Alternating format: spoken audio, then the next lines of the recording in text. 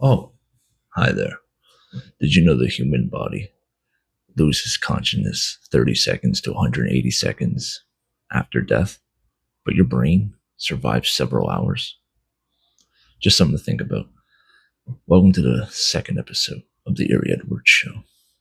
We last off with Chris letting you guys know if you read the Goosebumps books.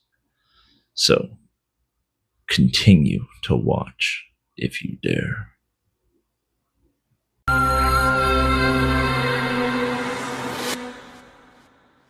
A little, just a little too old. I had read a few of them, but I was like that, like one or two grades below me.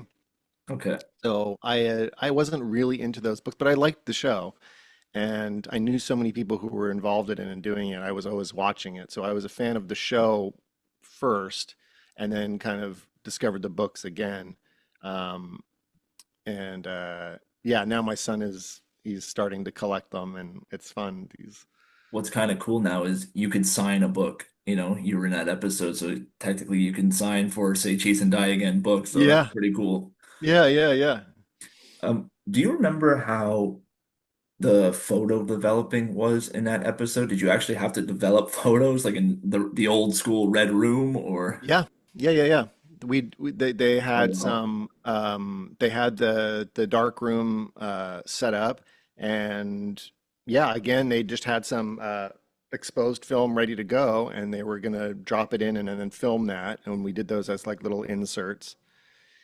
And then it's so funny. I remember there was a scene where I'm in the dark room, and I don't know if this line made it into the actual show, but someone calls out from the other room like, "Hurry, hurry, hurry." Yeah. And I go, I'm this one take, I don't think this is the line that made it in, but I said, "I'm developing as fast as I can." Yeah, I'm pretty sure that was the line actually. I think that's what made it. And we had this laugh afterwards. It's like, you're developing as fast. I mean, yeah, technically it's just like a very, are you a fetus? What is happening? Yeah. Well, at least you were a hero in the scene at the end, so. Yeah, yeah. Yeah, no, that was a fun one. And my dad was a photographer back then, so I was Oh, really okay. into film development. We had a dark room in our house, and um, yeah, I like that whole storyline of future predicting camera, you know, Yeah. sort of a final destination. Yeah, and they also did an episode like that on Are You Afraid of the Dark, where like they had the camera and Yeah, yeah, yeah, so it was cool. And it makes sense, especially it's like a lot of these shows are ahead of their time, especially like today, how you can just, camera now it's not like predicting the future, but you can make it predict the future with AI, you can like make this guy do yeah. this. So it's so crazy to That's right. think. All these seeds of ideas were sort of set back then, and we didn't understand maybe what that would actually look like. But it's not far off reality now, is it? Yeah. Yeah. Are you able to like go back and watch these episodes these days, or do you feel weird watching them if you do? I love it. No, I was shooting something in Toronto last year, and I just had the TV on in the hotel, and they were playing. They had an Are You Afraid of the Dark marathon going on, and I loved watching it. I liked watching it back then. I felt more weird when I was closer to it, but now it feels I feel very lucky to sort of have a record of myself at that age, you know. Yeah. I think kids growing up now, there's so much video and stuff around, they have a different experience. But when we were growing up, I mean, we had like kind of crummy VHS home movies and stuff like that. But I've got this really interesting record of being sort of 11 years old to, all the way through, but getting to see yourself and hear your little voice and see uh, how much room there was to grow as an actor is also pretty humbling. So I look at it very sweetly. I watch these episodes every October, sometimes other, but every single October, and it's something so nostalgic, especially like even the campfire scene.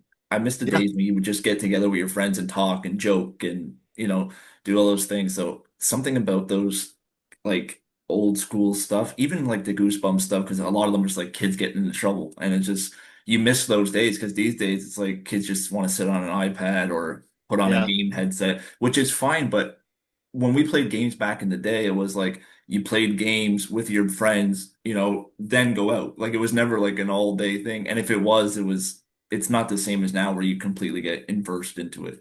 Yeah, and kids had a freedom where you didn't have a phone. No one knew where you were. So that sense of like danger and excitement and oh, you're gonna, sneak into the through the fence at the back of the old warehouse in town and you've got your secret little fort there where you have, Exactly.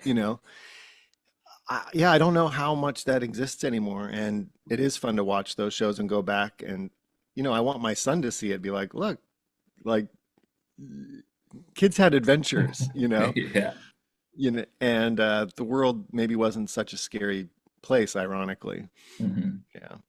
Um, have you watched any of the remakes of Goosebumps or Are You Afraid of the Dark? Like any of the new ones that have come out?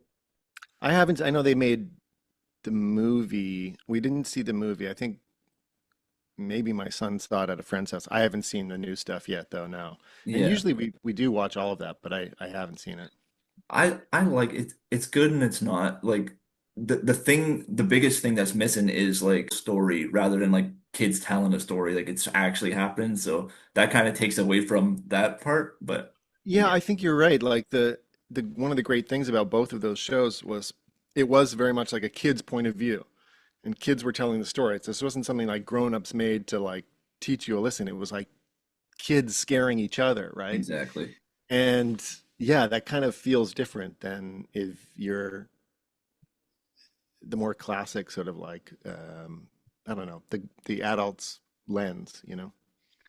I um and it's away from horror for a second, but you were on shows like Grey's Anatomy and CSI Miami and all these shows. How did being an actor from a kid help you for those roles, if it did?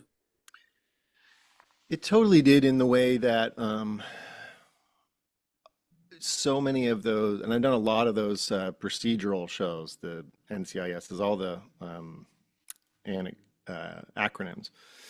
Um, they work so fast. You really have to be ready. They don't have the luxury of time to make their days.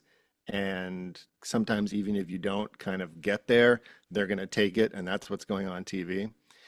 So the experience of being on set so much, knowing what everyone's roles are, knowing where you can be of help in different departments by just being ready and being there for them and um, not being a stumbling block for everyone, being super prepared. I like to be more prepared than anyone else in my mind.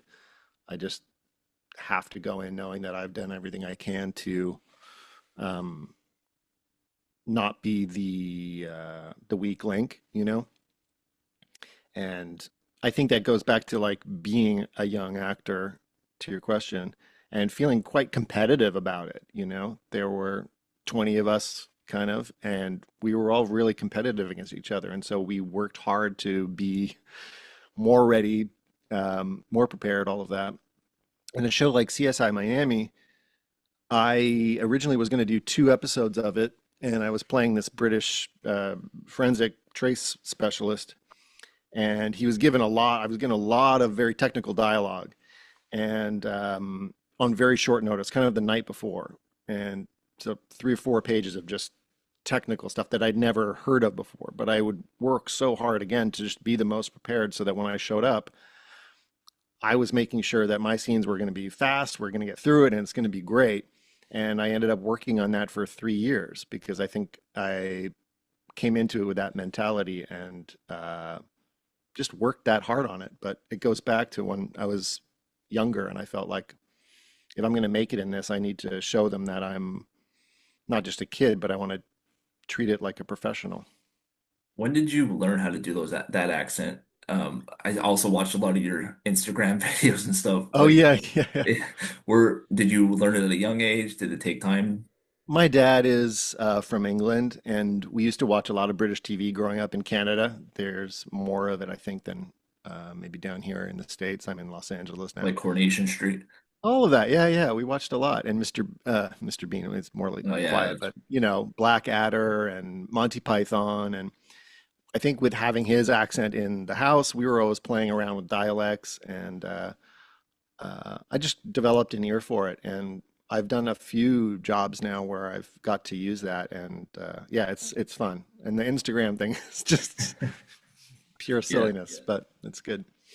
Okay, well, that was my last question. I really appreciate you doing this. And Absolutely. just lastly, people, where can they find you now? What are you up to these days? I've got three really fun projects coming out. One on Netflix called I Will Find You, which is based on a mystery novel by Harlan Coben, and that's coming out soon. With Britt Lauer and from Severance.